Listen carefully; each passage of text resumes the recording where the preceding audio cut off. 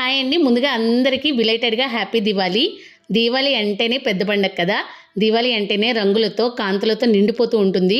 మనం చాలా బాగా చేసుకునే పండుగల్లో కూడా మేము దీపావళి చాలా బాగా జరుపుకున్నామనే చెప్పాలి. ఈవినింగ్ దీపాలతో నిండిపోయే పండుగ ముందుగా రంగులతో నింపేద్దామని చెప్పి మెల్లగా ఉంటుంది. ఇక్కడ తడిబెట్టి అది పెట్టేసుకుని ముగ్గు వేసేసుకుని అందులో రంగులైతే ఇలా ఫిల్ చేసేసుకున్నాం. నాకైతే చాలా బాగా నచ్చింది. ఈ ముగ్గు వేయడంలో ఎక్కువ క్రెడిట్ మాత్రం మా హస్బెండ్కి ఇవ్వాలి. ఎందుకంటే ఆయనే ఎక్కువగా రంగులు అది దుద్ది నాకు చాలా బాగా హెల్ప్ చేశారు. ముగ్గు వేసేసుకున్న తర్వాత మళ్ళీ తలస్నానాలు అవి కంప్లీట్ చేసేసుకుని దేవుడి దగ్గర పూజ అయితే కంప్లీట్ చేసేసుకున్నాం. నేను మరీ ప్రసాదాలు ఎక్కువ పెట్టలేదు, అలా అని మరీ తక్కువగా కూడా పెట్టుకోలేదు. సింపుల్గా అయితే ప్రసాదాలన్నీ చేసుకుని బాగానే పెట్టుకున్నాం. ప్రశాంతంగా పూజ చేసేసుకుని దేవుడి దగ్గర దీపం పెట్టుకున్న తర్వాత బయట దీపాలు పెట్టుకోవడానికి అన్నీ అయితే అరేంజ్ చేసుకున్నాం. అప్పటికే చీకటి పడిపోతుంది కాబట్టి మేము కొంచెం ఫాస్ట్గానే దీపాలన్నీ వెలిగించేసి పెట్టేశాం. నేను ప్రతి సంవత్సరం దీపాలు అనేది కొంచెం ఎక్కువగానే పెట్టుకుంటాను. ఎందుకంటే నాకు చిన్నప్పటి నుంచి దీపాలు అనేది ఇంట్లో కొంచెం ఎక్కువగానే పెట్టడం అలవాటు దీపావళికి. అందుకనే ఎప్పుడు అదే ఫాలో అయిపోతూ ఉంటాను.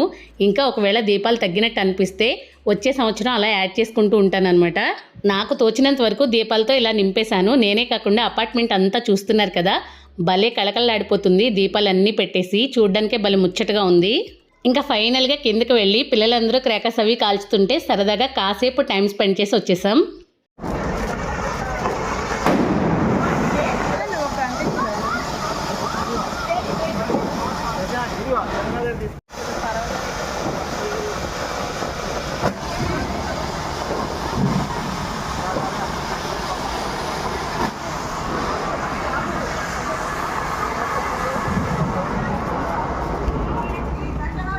అప్పుడప్పుడు ఏం కలుగుతుంది తీసుకొని దాంట్లో పడితే అయిపోయిందిగా.